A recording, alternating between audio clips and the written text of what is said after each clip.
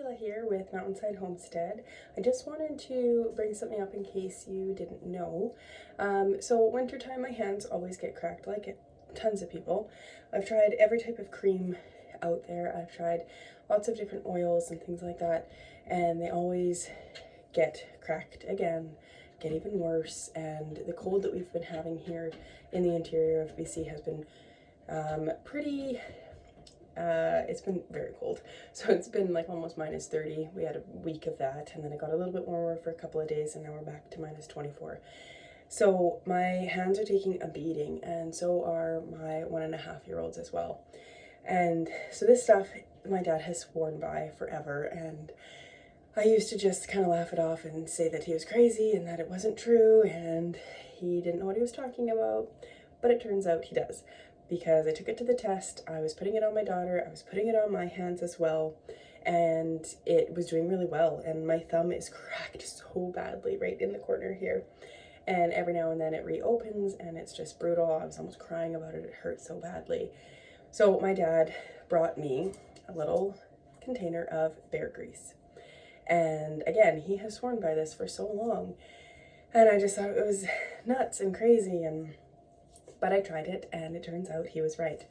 And like he said, it doesn't take a whole lot, and it's magic. It really is. So I just take a tiny little bit and I spread it across where my hands are. I put it on the tips of my thumb especially, and really try to soften that dry skin. When I have a shower or I'm doing dishes for a while and it really softens up, I'll kind of clip it back a little bit, and so that it doesn't catch on anything, because everybody knows just how painful that is. But it has helped a ton, and there was a couple of days where I wasn't using it because it was getting better, of course, right? So I thought that it would be fine, but it wasn't. And I definitely learned my lesson. So now I will be putting it on myself and my daughter again. Hers is right in the crease of her little hands here and on the tops of her fingers, and it was spreading up here as well because she loves to play in the dog's water and she loves to wash her hands. So of course they're getting dried, and she sometimes, is a messy eater. She loves to eat yogurt by dumping it on her face. And so of course we're always washing her down, and it is taking a toll on her poor little hands. So this bear grease has been amazing. And like I said, I have definitely learned my lesson, because after not using it for 2 days, I reopened my thumb. It is back to where it was. And now I know better. But that little tiny bit that I just put on has done both of my hands.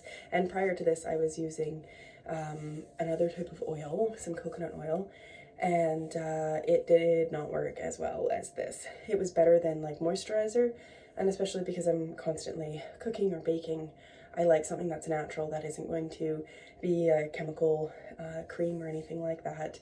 And especially on my daughter's hands as well, because she's 1.5, so she likes to taste things and put her hands in her mouth still. So it's nice to know that it is something that if it is ingested, if my puppy licks it, it's not going to hurt her. And it's pretty easy. My dad just gets some bear fat from someone who has, hunted in bear season, and he renders it down himself, and he's just put it into these little tiny to-go cup basically. And a little goes a long way. He's running out, so I'm hoping that somebody, when bear season comes again, can give him some more. And I'd love to do the process with him and definitely have some on hand, because it is a lifesaver.